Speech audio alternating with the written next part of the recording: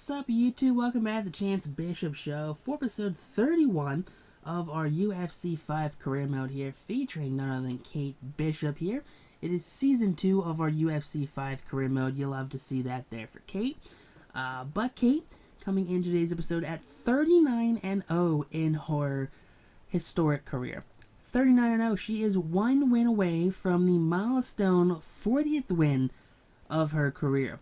Now, Kate, who has been an aggressive fighter her entire career, is going to be going for number 40 against Alex Grasso here. Or Alexa Grasso. We faced Alexa Grasso here multiple times in our UFC 5 career.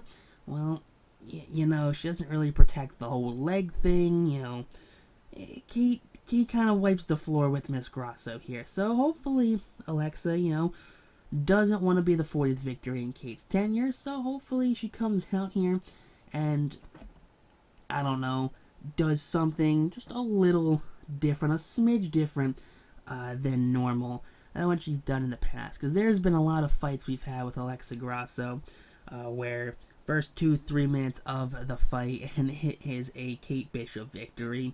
Now, I don't wish upon anyone an injury.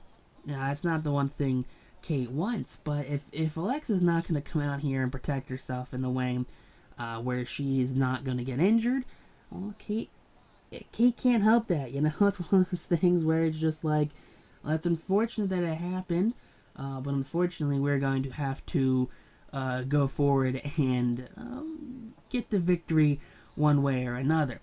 But Alexa Grasso, she has been a great competitor so far in Kate's UFC career. Everyone's like, oh, well, her first 3 fights lasted 21 seconds each, combined for 63 seconds. That's great. It's like how long all of her and Kate's fights lasted.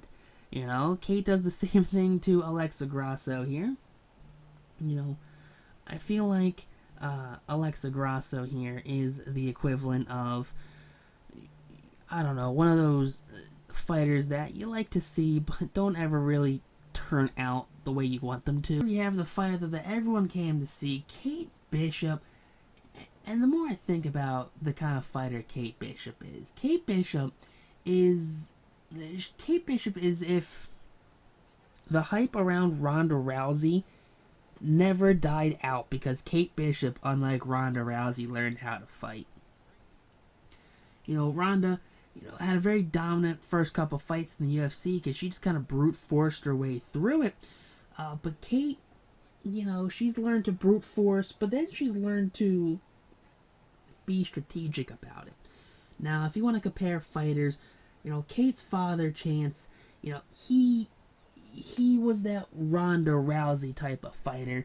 It was his way or the highway.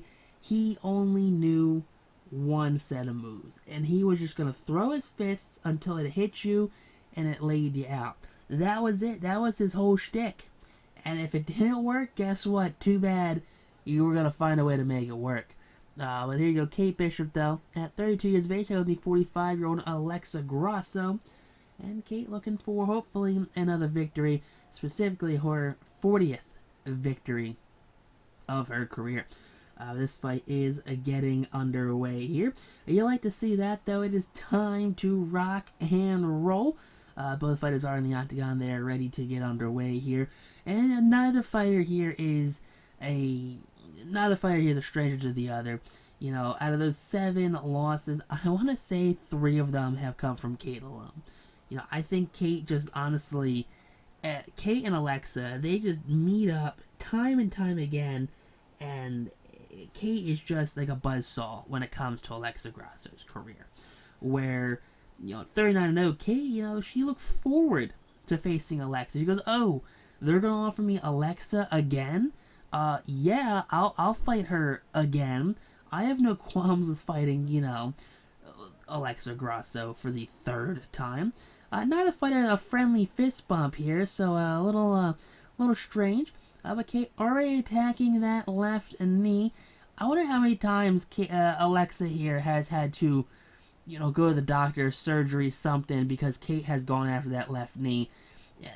I wonder if that left knee just kind of wears and tears. I wonder how much cortisone, honestly, is in that knee when Alexa gets in the octagon. Like, you gotta think, like, sure, you know, she's actually throwing 2 little blocks right there. I think it's more than we've had entire fights from Grasso here. But 2 leg kicks that are blocked, and Kate just going at it. 3 blocks here, 4 blocks from Grasso. Okay, Kate, you know, whittling away her opponent here. 5 blocks from Alexa Grasso. Kate might need to be a little hesitant here and going for that main strategy. You gotta think, Kate could end up with like a bruise on her own shin, and that's gonna make delivering some of these kicks very painful and very irritating for Kate. I say this as Alexa Grasso is hobbling away here. These kicks, 6 blocks so far in round number 1. Big kick to the face, though.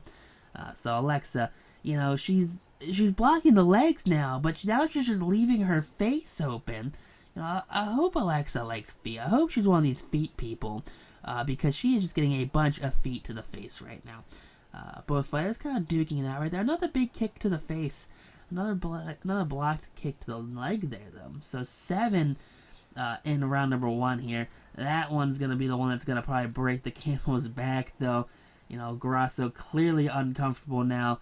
You know, every kick seems like that it is putting Alexa here on very uncomfortable territory. You know, it just seems like, look at her just moving in the octagon. She's going to take a kick right there, and it's going to kind of spin her out. And Kate kind of realizes that how much an opponent can take when it comes to these leg kicks. You know, Kate not trying to end the fight here. You know, mutual respect for this fighter. You know, as she's now blocked 8 leg kicks in round number 1. But both fighters not trying to either, in theory, injure the other. Because Kate, she knows she's done countless, probably irreversible damage to Alexa's knee here. You know, she's 45 years of age.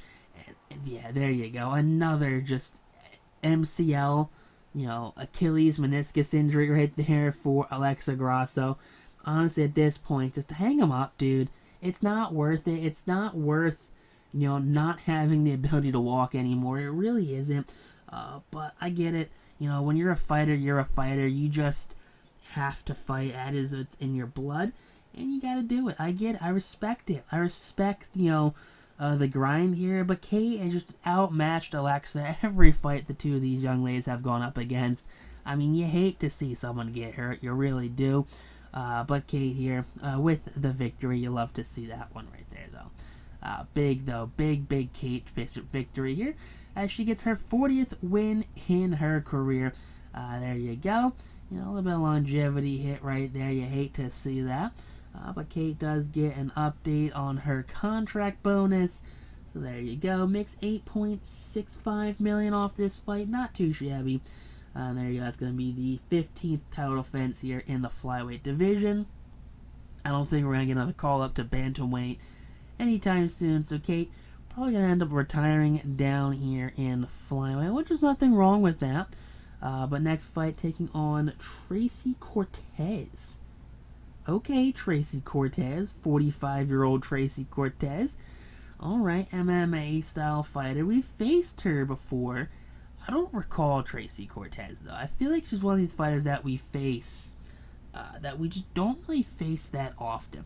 She has no tendency, though. That one kind of sticks out, though. The tendency, none.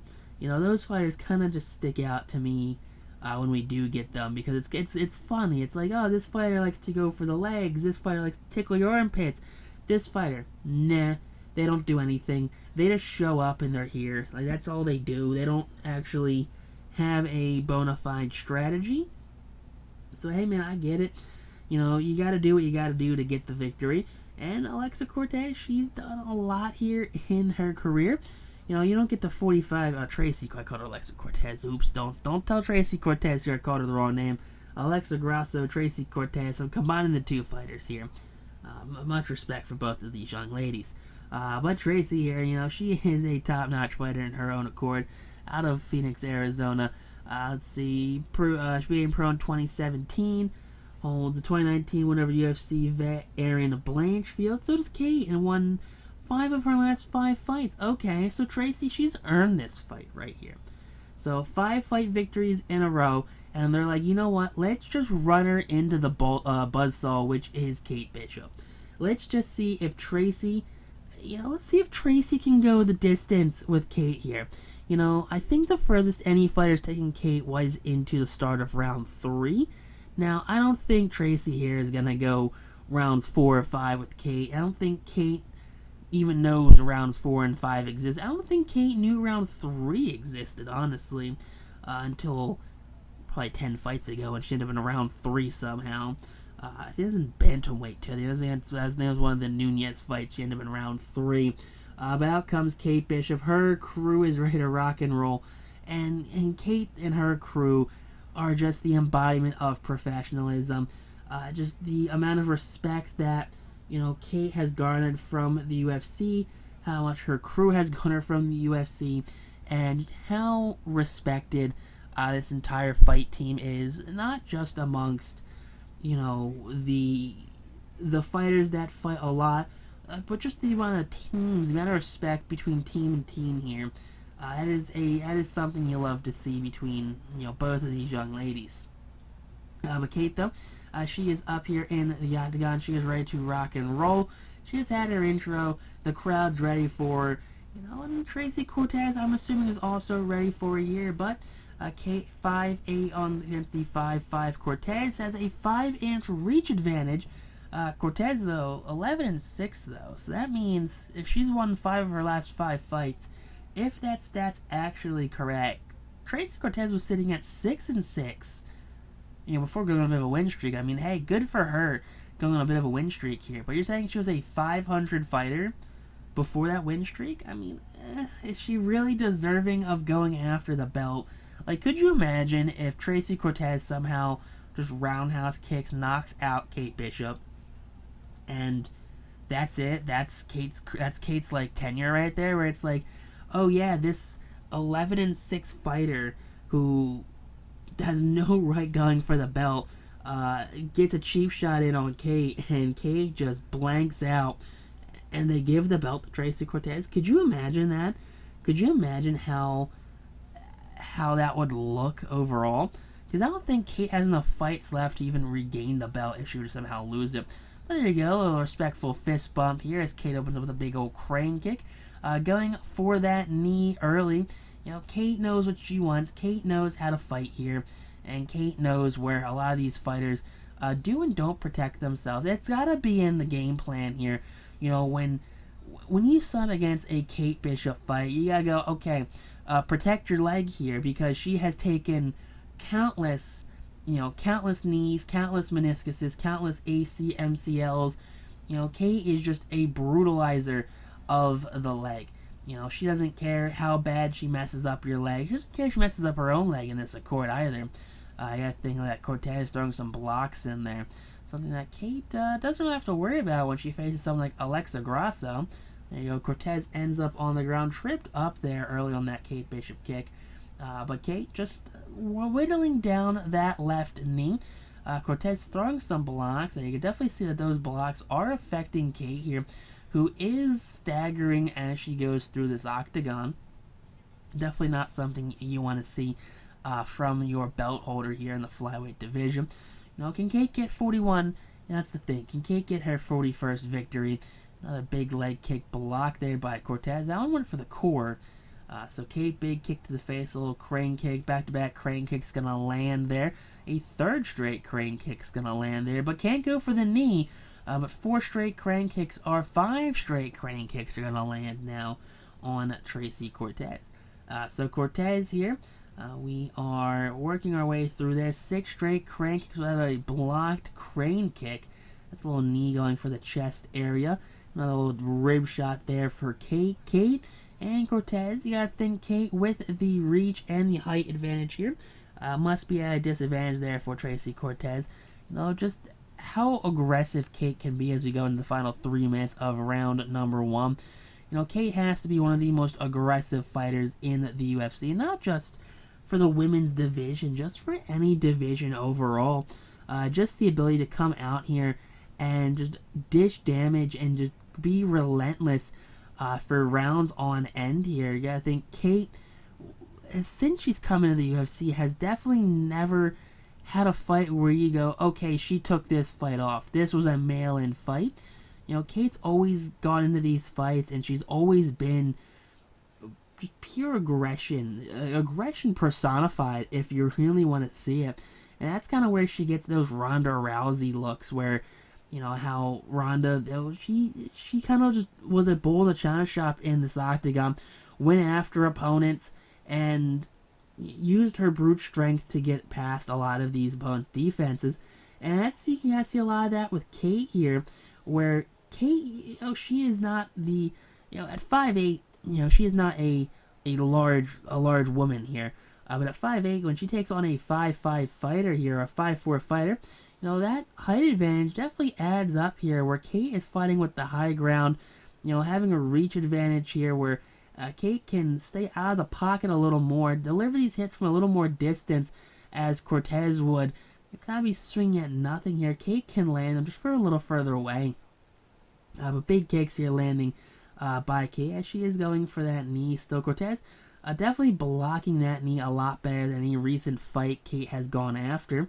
Another big overhand. That one's going to be blocked. Kate, kind of going for that boxer approach in this round.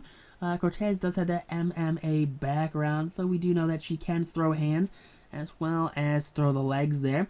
Big kick to the knee there. That's going to knock down Cortez. As much as she was defending that left knee, Kate just is persistent. She will go after that knee. Cortez can't even get up right now. As soon as she gets up, Kate just knocks her right back down. There you go. That's going to do it. Another MCL, ACL, however you want to call it, whatever tendon's going to be right there in the knee. Kate takes another one here for the collection. You love to see that if you're a Kate Bishop supporter here. But a big victory for Kate, and she just moves on to 41-0 in her career. She's going to retain the belt here for the flyweight division. You absolutely love to see that there. Kate is just proving herself time and time again as just being one of the most dominant fighters in UFC history. She is putting the women's flyweight division on the map. She is up there with the Amanda Nunez's, with the Cyborgs, with even like I'll say the Ronda Rouseys. Just getting a lot of eyes here on the women's UFC. And she's just dominating her tenure here so far. She moves to 41-0.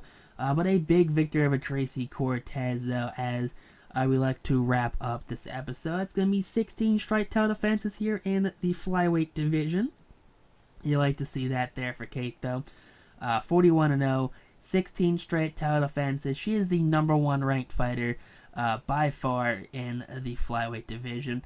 I think Blanchfield, you got Santos, you got Caitlin, Sermonara.